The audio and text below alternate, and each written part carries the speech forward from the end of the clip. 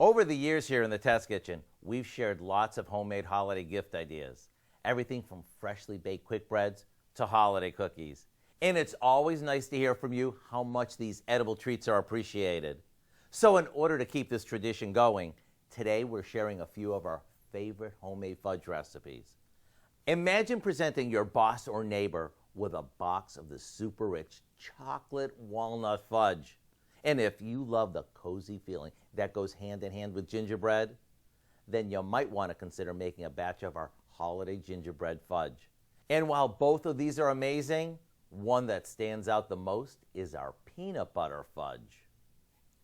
It's simply mix, heat, stir, chill, cut, and enjoy.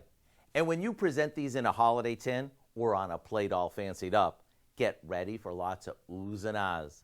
So right after the news, why don't you go to our website and get the recipe for melt-away peanut butter fudge, along with the chocolate walnut fudge and our holiday gingerbread fudge. I'm Howard in the Mr. Food Test Kitchen, where today we found a creamy, fudgy way for you to say, ooh, it's so good.